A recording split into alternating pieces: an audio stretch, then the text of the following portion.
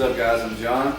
I'm Chris. We're half of the Black Stone Cherry. The other half are probably sleeping. Ben and John Fred are somewhere else, and you're watching RockNlive.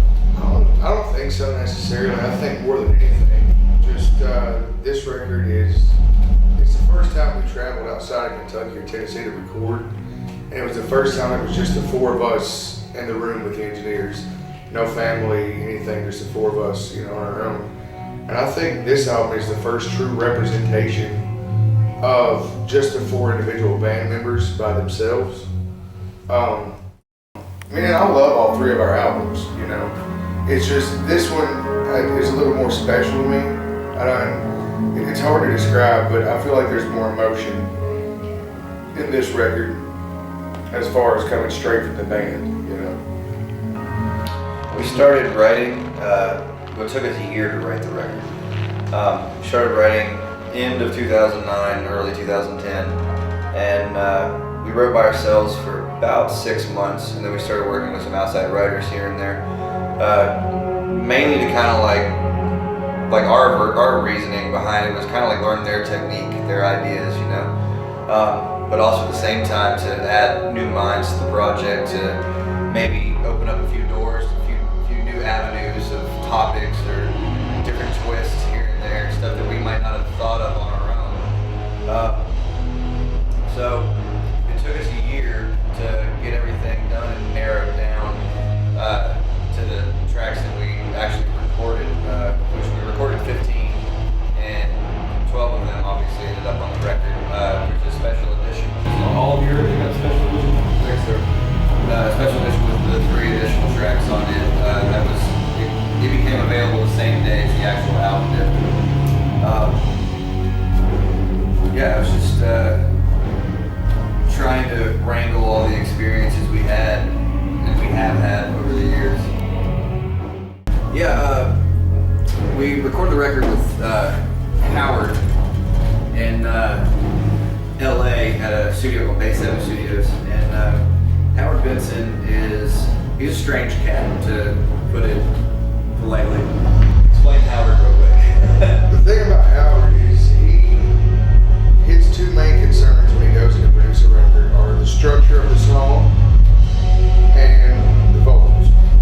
Like he leaves the music side of it up to the band and his team of engineers, and our record was the first record that was recorded the way our record was for Howard in a very long time. So it was refreshing for him to record in the manner that we recorded, and I would love to work with Howard again because it's a very easy, simple, painless process. My grandfather and my dad both play guitar, and my grandfather actually builds acoustic instruments by hand. He did for many, many years. He built me a guitar when I was 10 years old, and I didn't have interest in it. I couldn't play it. And then when I was 13, my dad asked me when it was my birthday, and I said I want a guitar so I can play like you. So he took his paycheck one week and got me a guitar, and the next week he got me an amp. And I've been playing since I was 13, and I didn't start singing until we started this band because we couldn't find anybody to fucking do it. I got stuck doing it. Bass was kind of like my last arrival. I started playing piano when I was really little, and I played for a year, took lessons, but it interfered with my recess time at school because there was an hour to go outside and play when I was very young, and in that hour time I was taking piano. So after 1 year I quit because I wanted to play with my friends. Then later on I started playing drums in a band in the school I was in. Then I moved to Kentucky and I continued playing drums. That's how I met Chris and John Fred, because they were playing drums as well, drumline. I started playing guitar right as I moved to Kentucky. So I went to his house the next day, and I had played bass. he had played some. I played bass with my dad for years.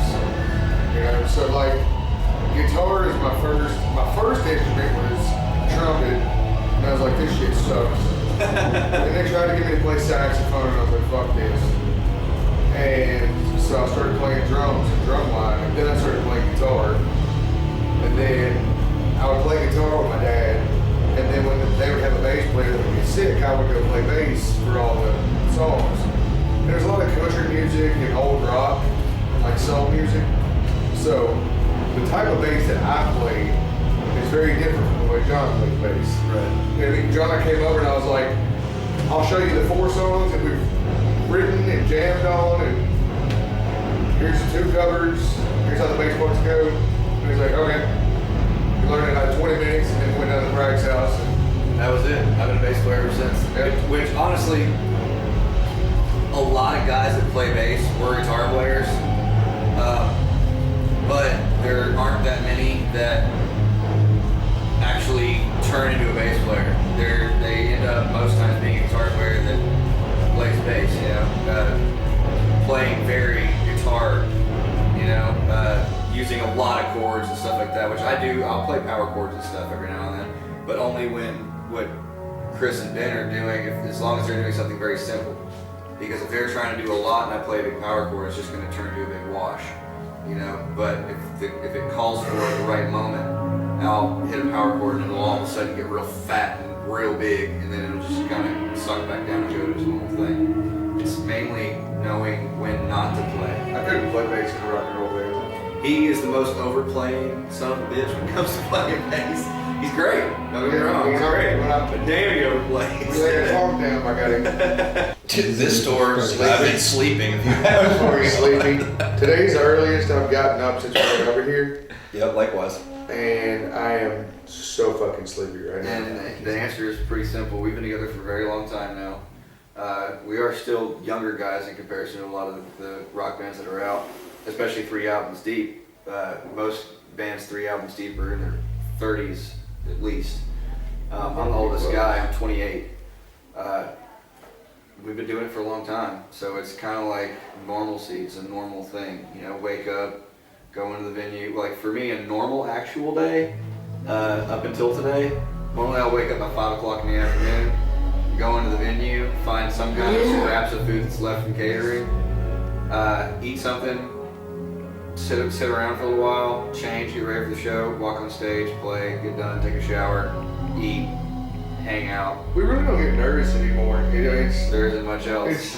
I mean, hell, it's our life. You know, it's what we do for a living. I mean, the excitement is still there. Right. You still get excited when the lights go out and you hear the people scream and everything. But as far as getting nervous, I don't get nervous. I got medicine that keeps me from getting nervous. The only time I get nervous is when we're getting ready to walk on stage and there's 60-something thousand people out there, like a big festival or something like that. I don't even remember that shit.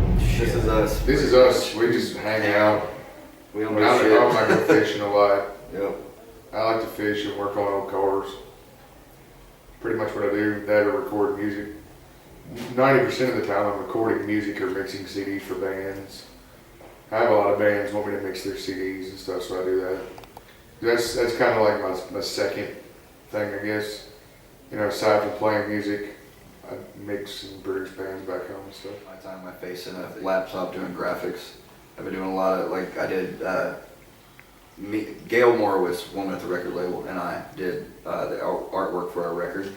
I worked on the last record as well, but my name somehow got jerked from the credits. The asshole art director that used to be there. I've just been doing a whole lot of that, a whole lot of graphic design, and I'm starting to pick up a lot of photography gigs doing that stuff too. It's that or playing with my little girl. I've got a 2-year-old at home. The longtime Black Sun Cherry supporters, thank you, we love you. And the new fans, come on. Yep. Have a good fucking time. Tell all your friends, make this, help us make this the biggest band in the world. That's been our goal since day one.